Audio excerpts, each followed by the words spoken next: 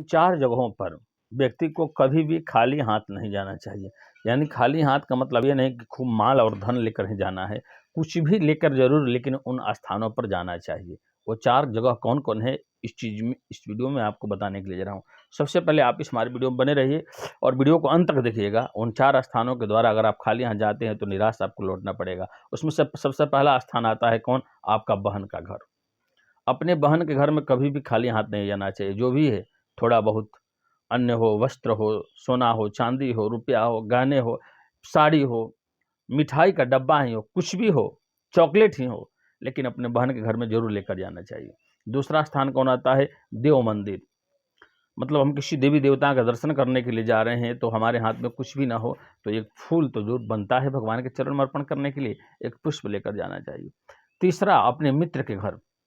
मित्र के घर भी कुछ ना कुछ जरूर लेकर जाना चाहिए, चाहे कुछ भी आपका जो भी श्रद्धा भक्ति बनता हो लेकर जाना चाहिए। और चौथा सबसे बड़ा महत्वपूर्ण चीज़, धार्मिक जो गुरु आपके हैं, धर्मयुक्त जो आपके गुरु हैं, तो अपने गुरु के घर में भी कुछ ना कुछ जरूर लेकर जाना चाहिए।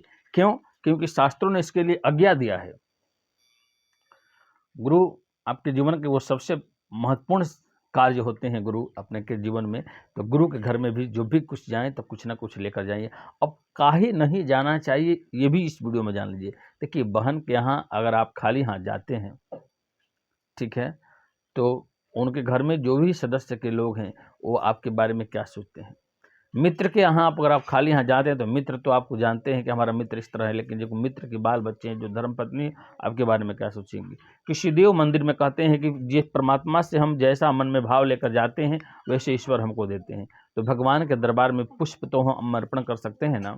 और गुरु के यहाँ मान लीजिए गुरु जी के पास कुछ भी नहीं है और आप 2 4 5 10 शिष्य चले गए, तो आप जो कुछ लेकर गए हैं गुरु जी महाराज अगर हो सके तो उससे आपकी सेवा कर देते हैं और उस सेवा का पुण्यफल आपको प्राप्त होता है। क्योंकि गुरु के यहाँ कुछ भी लेकर जाते हैं तो वो कई भागों में बांटा जाता है और हमें और आप सबको दिया जाता है।